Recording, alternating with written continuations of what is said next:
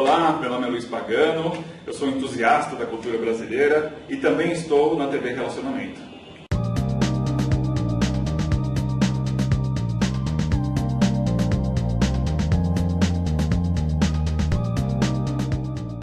Olá, internautas, iniciamos mais um programa Gestão Executiva e hoje nós temos aí a oportunidade de conhecer uma pessoa espetacular, um profissional de alta qualidade e um grande amigo. Fernando César, muito obrigado, viu?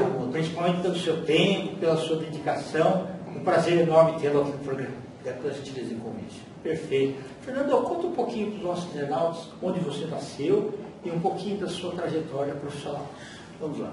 Eu sou um paulistano, né? Nasci na Zona Norte, Vila Maria, longínquo bairro operário de Vila Maria, que foi designado assim da campanha de Jânio Quadros para presidente. Longínquo bairro operário. O Jânio Quadros foi eleito graças à massiva votação daquele bairro longínquo, que fica a 12 quilômetros do centro, né? É verdade. Ali é o quartel-general dele, né? Exatamente. Tanto que a ponte da Vila Maria hoje chama-se ponte de presidente Jânio Quadros, né? A ponte é verdade. Então eu nasci ali, bem ali um pouquinho depois da virada, né, do governo militar, né, em julho de 64, o governo entrou em 1º de abril, né, mais certo 1º de abril, o dia da mentira, mas não tem nada a ver com isso, né?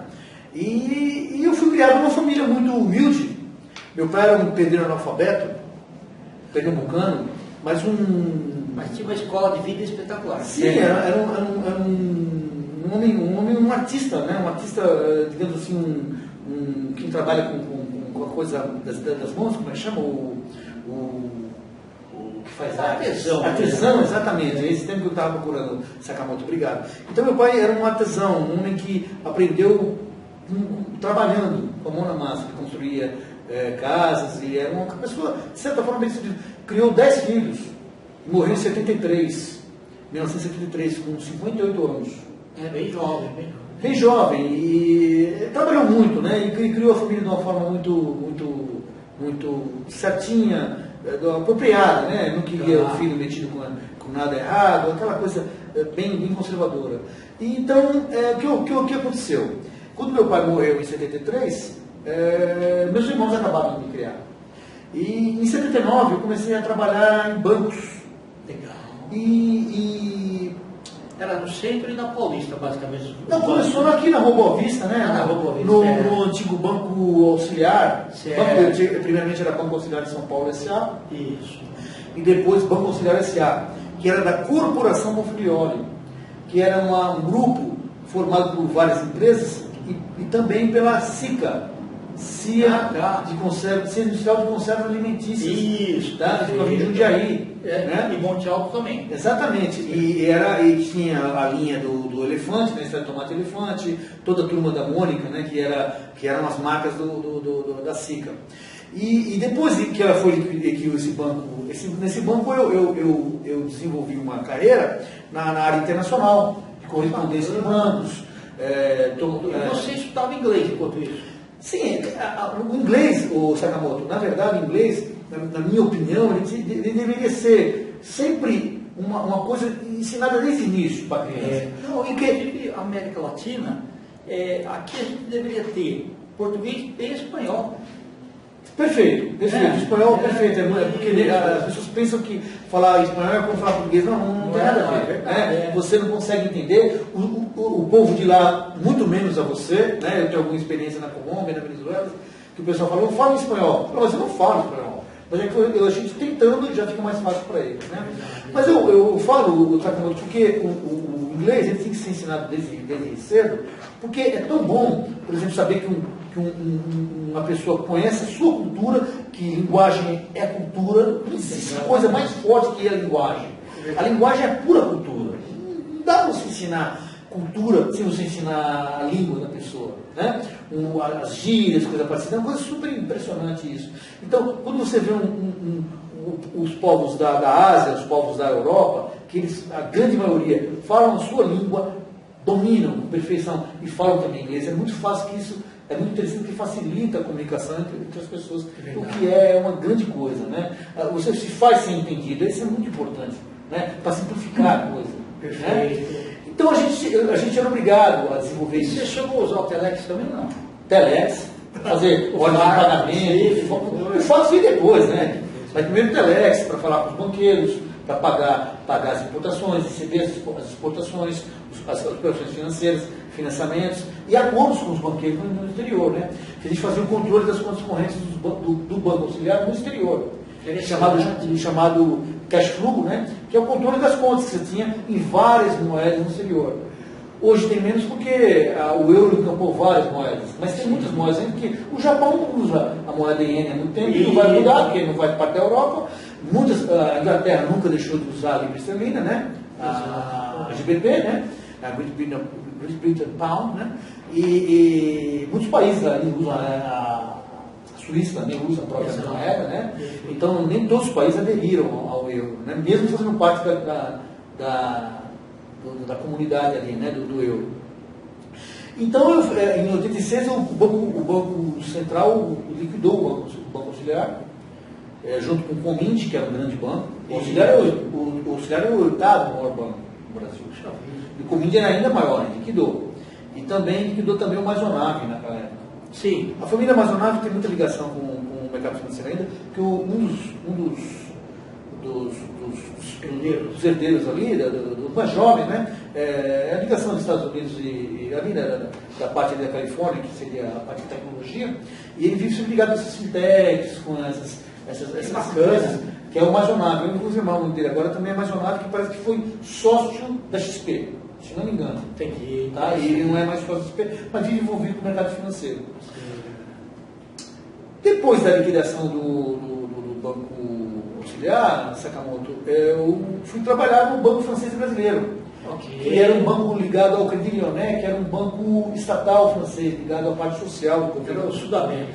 Não, o Sudamérica era francês e italiano. É francês e italiano, é verdade. Ele era francês brasileiro, que ele era ligado ao Crédit Lyonnais, que era um grande banco estatal francês, que faliu por políticas sociais, mas não faliu por questões de desvios ou nada, ou malversação. É que a ação dele era social, que a França sempre foi uma empresa, uma pátria ligada à coisa social, e às vezes isso leva à insuficiência financeira, porque a parte financeira não aceita tanto o social. Você tem que. A empresa, esse negócio de capitalismo compassivo, não dá para entender isso, né? Mas muitas pessoas ensinam isso. Muitos professores defendem, mas não dá, a empresa é o caixa da empresa, o quanto você vai pagar e receber é muito importante. Senão não tem continuidade, né? Exato. Aí depois desse leve passagem pelo Crédit Lyonnais, que eu fiquei muito tempo lá, no francês brasileiro, passei por bancos como o Safra e depois o Banco do Noroeste, e hoje Santander. O Banco do Noroeste é comprado pelo Santander. E aí sempre envolvido com isso e vendo a importância que os bancos têm no mercado, porque eles são o quê? Eles são o balcão onde tudo passa. Ainda há pouco aqui, eu estava acompanhando a gravação de uma das suas entrevistas, a gente viu um artista falando sobre as produções, sobre tudo passa pelo banco. Exatamente. Alguém vai ter que depositar o dinheiro, ou se é uma instituição financeira, ou é um patrocinador, ou é o governo, ou é alguma instituição não governamental. Vai ter que passar pelo banco. Não tem que passar pelo banco. Tem que passar, porque o dinheiro, o lugar do banco de dinheiro é no banco. Só dinheiro ilícito que é levado para outros lugares. Mas o dinheiro quente, que é o que a gente está preocupado, tem que estar no banco. Que está garantido, que está gerando volume e ali sendo encaminhado para coisas interessantes para a sociedade, né? E ali o banco vai medindo o que está acontecendo na sociedade, né? Tudo, a bolsa, o banco e a bolsa de valores, né? Que é onde os grandes economistas que mexem com macroeconomia veem, como é que está o banco, como é que está a bolsa de valores, vai sentindo o que está na economia, né? Que tudo bate ali. Não, e vendo a credibilidade ali do caso. Eu entro junto com parceiros, compensa eu fazer investimento aqui, isso significa um laço, né? É um termômetro. Porque hoje, quando se fala de fake news, né? A gente fala, fake news, quem fala que é fake news? Fake news, poxa, eu acredito em quem tem credibilidade. Quem não tem credibilidade, eu ouço falando, mas quem falou isso? Então, quando eu vou pegar uma informação sobre alguma coisa, eu daqui a pouco vou usar o exemplo de um dos entrevistados aqui que lindamente falou sobre arte, o sujeito ele domina, então você vai ouvir o que ele está falando. Ele sabe o que ele está falando. Então tem gente que não sabe, fulano, você não sabe o que você está falando, né? Então quando a pessoa fala de Bíblia, tem que entender, você leu a Bíblia, tem que ver se a pessoa leu. Exatamente. Então quem vai falar de fake news é a própria, o próprio Deus, né, da Bíblia, ele não conseguiu dominar a mentira. Não conseguiu. Até hoje deverá, porque a mentira faz parte do ser humano. Então, a fake news, eu falo, quem falou isso? Fulano, então não acredito. Qual a fonte? Qual a fonte? A fonte não é fidedigna, pois esse sujeito não tem histórico, nem pode falar isso. Atrás dessa câmera aqui tem um operador de câmera, ele sabe que é uma câmera. Eu confio nele. Se ele mostrar que ele não é confiável, eu barro na hora a relação. Ele tem que provar para mim que ele é bom. Provar para você, provar para todo mundo, provar para quem está assistindo que as imagens estão sendo boas, que o áudio está bom. São técnicos, eu preciso confiar nessas pessoas. Se não confiar, meu amigo, eu vou contratar outro. Então, esse é importante. Nós que temos que ter a responsabilidade de falar, você não vai falar o que é fake news, eu vou falar. Então, o mercado é isso. E essa percepção de ter termômetro são dadas por essas instituições que são, inclusive fiscalizadas por órgãos maiores, que é a CVM, que é o Bacen, que é o governo, por um só, que a gente tem que confiar, né? Exatamente. No governo. Né? Não, porque é aquilo que dá credibilidade. Sem dúvida, sem dúvida. Eu sou um conservador, um homem de direito, já te falei, sim, mas eu em 2003, né, eu estava numa festa de amigos do PT, né, que eles estavam lá em Paraty, comemorando, o dono da casa vai saber se ele estiver assistindo, o dono da casa era o presidente estadual do PT. E eu falei para ele, num certo momento, e eu não tinha votado no Lula, como eu não voto em Lula, né? Mas por uma questão de decisão minha, né? E falei para ele que o Lula tinha a mania de sair do carro para cumprimentar as pessoas ali, onde o presidente Bolsonaro hoje faz aquela curralzinho, né? Aquela coisa que todo presidente faz, né? Não estou aqui julgando ninguém. E o Lula fazia aquilo sem a proteção. A proteção hoje tem umas barreiras ali e muita segurança, porque o Bolsonaro já sofreu um atentado. E eu falei para as pessoas, falei assim, fala para o Lula, para ele não fazer mais isso. Porque ele está no meio das pessoas. Quem matou John Lennon era um fã de John Lennon. Quem matou Mahatma Gandhi era uma pessoa que amava Mahatma Gandhi. Era um seguidor. Então alguém pode dar uma facada no Lula, pode ter matado. Ele é presidente do Brasil. Ele tem que ter segurança, ele não pode correr esse risco, porque eu dependo dele, ele é presidente do meu país, e eu quero que ele seja respeitado. A gente tem que respeitar os mandatos, respeitar os cargos, e uma instituição respeitar a outra, né? Exatamente, é isso, que bacana. E você gostou então do segmento financeiro? Não, o Sakamoto, isso é uma coisa que me fascina, e até hoje eu trabalho nisso, que a gente faz assessoria, né, hoje mesmo, porque com o advento das fintechs, com esse lance esse episódio da rede social, não só da rede social, da internet que proporcionou a rede social, né? E isso dá uma capacidade de informação muito grande. E o Brasil, que é um país muito regulamentado, todo mundo quer botar norma, né? A gente estava falando há pouco, conversando com os amigos aqui sobre os Estados Unidos, Europa, Ásia. Os Estados Unidos, na verdade, que é o exemplo de desregulamentação, lá tudo pode. Se não tiver contra a lei, pode. Eles não criam lei para proibir. Isso não ofende a lei? Não, então você pode fazer, não tem problema nenhum. Por quê? Você não vai fazer isso? Você pode fazer isso, senhor. Né? Então eu tenho alguns episódios que eu não posso contar agora para não ficar muito longo. Então o que acontece? As fintechs ajudaram muito nisso. E podem deixar o nosso país muito mais democrático. Isso é um movimento, Sakamoto, que tenho certeza que você vem acompanhando, que tem uma força muito grande. Né? O banco não é mais uma agência. Acabou a agência. Sim, exatamente. Para que ele vai comprar um prédio de $1 bilhão na Paulista? Para quê? Né? Que já gastou, o prédio do Banco Safra, eu lembro que gastaram na época $500 milhões para fazer, hoje vale $1 bilhão, mas o Banco Safra já vendeu, inclusive, que hoje quem é dono do prédio é um fundo de investimento, até onde eu estou informado, né? Eu posso estar enganado, desculpa se eu estiver errado. Mas um colega já me convidou para investir num fundo imobiliário que era dono e comprou o prédio do Banco Safra. Porque o Banco Citibank, que também tem um prédio muito bonito, tem vários prédios ali, o banco fala, eu não quero manter aquele ativo mobilizado, eu vou colocar no mercado financeiro. Daqui a pouco ele compra novamente. Tudo isso é uma estratégia. Né? Então, essa questão hoje das fintechs, né? com como a parte eletrônica, o mundo está se tornando muito online eletrônico, né? Essa câmera aqui maravilhosa que está sendo filmada, antigamente era um monstro, né? Hoje coloca-se assim pendurada na parede. Ela você transmite online. Fica uma coisa maravilhosa, incrível aquilo. Então tudo isso pode levar para o nosso país um acesso à informação e a facilidades para viver muito grande, que nós, Sakamoto, você é um mundo contemporâneo a mim, sabe que antigamente não era assim, né? Não, sem dúvida. Não era assim. Você falou em Telex, depois eu usei Swift, que hoje se usa ainda em bancos, né? A gente ouve aí hoje que pela guerra da Rússia, a invasão da Rússia, aquilo não é guerra, a invasão da Rússia na Ucrânia, a Rússia foi bloqueada no Swift. O Swift é uma ferramenta sensacional. Sim. Desde 1980 usado o Swift e já era um pouco aquela coisa sensacional que é uma internet de bancos, né? Uma coisa que hoje a internet toma um lugar, até com umas formas de pagamento que tem o Facebook Pay, tem o WhatsApp Pay, tem todas essas ferramentas que é incrível isso. Né? Num país do tamanho do nosso, isso leva uma facilidade tremenda para as pessoas. Você pode usar um QR Code, abrir uma conta corrente, que pode fazer um pagamento, que pode receber um pagamento, que coisa maravilhosa, né? Sim. Que isso diminuiria taxas, que nosso país sempre foi um país muito caro. Né? Você pega, tudo no Brasil é caro, é extremamente caro, com extrema baixa qualidade.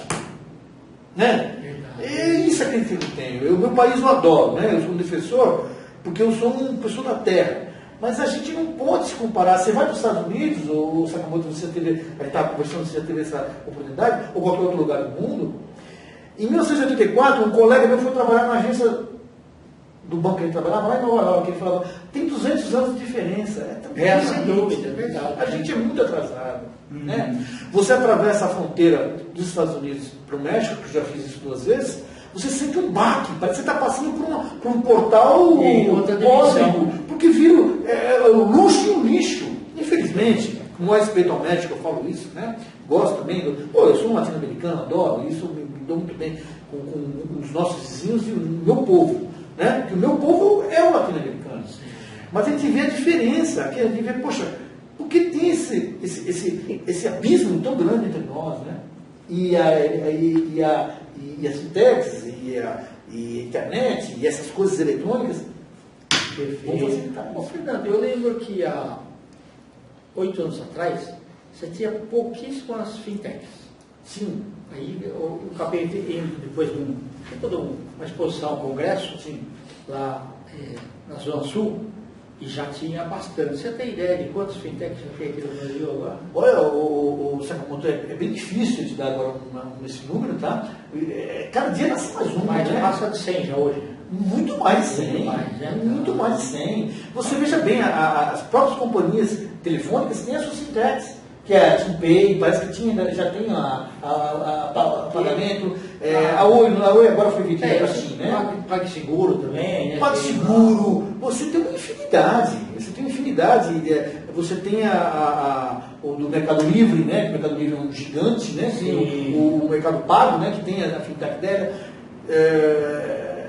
E os próprios bancos têm. O Safra tem a carteira eletrônica.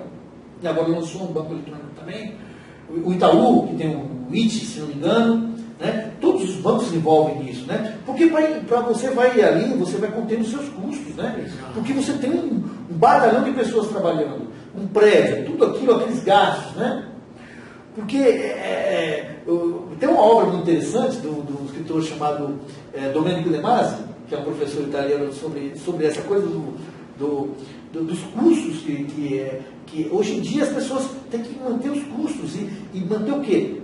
Você pode encurtar o horário de trabalho das pessoas, o home office é sensacional, né? Para que a pessoa está interno no lugar, ela pode resolver de longe. Desde que dê resultado. Na hora do professor Domenico De Masi, ele fala isso. O cara, ele é um executivo, ele ganha bem, ele tem um ótimo salário, né? Ele é um executivo, ele tem lancha, ele tem sítio, ele tem apartamento na praia, ele tem uma mansão em São Paulo e ele tem um automóvel sensacional, e lancha. Só que ele não usa nada disso, que ele trabalha, ele tem que estar das 9 às 8, às 9 às 6 no banco, mas ele fica até mais tarde fazendo o quê? Atrapalhando os outros. Porque às vezes eu já trabalhei com executivos que me atrapalhavam. Eu posso resolver isso. Não, vou ficar aqui para ficar te tutelando. Mas para quê? Exatamente. Então você não confia em mim, por que você me contratou? Não é? Eu sou o fiel do cofre. Você não confia em mim. Uma vez o José Saba falou para mim: quanto o senhor pegou hoje no cofre? O senhor faz o quê? Eu vendo o Traveler Checks, vendo do Alto Livro. Quanto o senhor pegou hoje no nosso cofre? Peguei $200 mil. Ele falou assim: sabe quanto eu peguei lá hoje? Eu não posso pegar, o senhor pode. O senhor manda mais no banco que eu. Faz tempo que eu não pego $200 mil. E o senhor pega, porque o banco confia no senhor. O senhor é um técnico.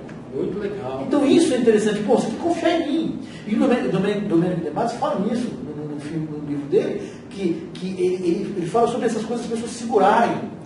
Todo mundo segura todo mundo. Meu amigo, pelo amor de Deus, libera as pessoas. Confia na pessoa. Você me fez lembrar, eu gosto muito, em algumas palestras eu coloco, definição de custo. Custo é igual a unha das mãos. A gente tem que olhar todo dia e cortar toda semana. Sem dúvida, sem dúvida. E Sakamoto, você precisa, você não pode tutelar a pessoa. Você tem um filho, você criou ele, você teve um filho. Ele está sob sua tutela, sob sua proteção até um certo momento. Mas não bota muita proteção, senão você está segurando. É verdade. Essa pessoa tem que ir para o mundo. Sim. A coisa mais linda que eu acho, olha que a gente não tem essa criação, os orientais têm, né, que você deve ter essa origem, os americanos, os europeus, e os europeus têm, né, até que a gente foi colonizado pelos portugueses. Pô, na década de 30, no século XIX, Dom Pedro I largou Dom Pedro II aqui na mão de José Bonifácio, para ser criado um garoto de 5 anos. Isso é super lindo. Sim. A confiança naquele homem. Pegou um tutor maravilhoso, né? Não, José Bonifácio era um monstro, né? Exatamente. Era um monstro. E deixou o filho na mão daquele sujeito, daquele nível, mas confiou um filho. Hoje as pessoas levam o filho na escola com medo, Não, eu sempre fui para a escola sozinho, sempre fui. Tá? Eu com 16 anos viajava sozinho pelo Brasil. Minha mãe ia me levar até o rodoviário e pedir para a pessoa: olha, meu filho. A superproteção faz mal.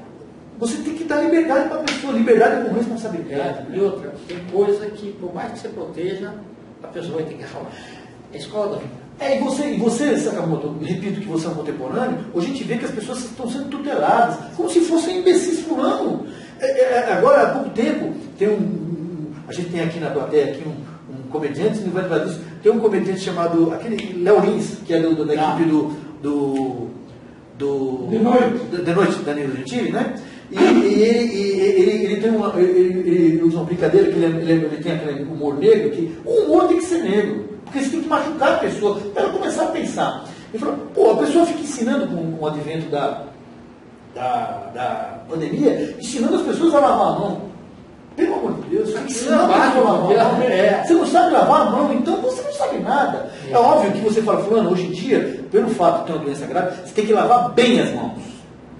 Mas então você vai lavar bem as mãos. Já era. Também você não pode lavar muito, porque senão você cai naquele filme do DiCaprio, né, que é o do aviador, que aquele cara, que era dono da PWA, da companhia aérea, ele lavava demais a mão, sangrava, não pode também. Exatamente. Ali já é uma doença, uma questão psicológica. Lava, mas não lava muito, você não pode fazer isso.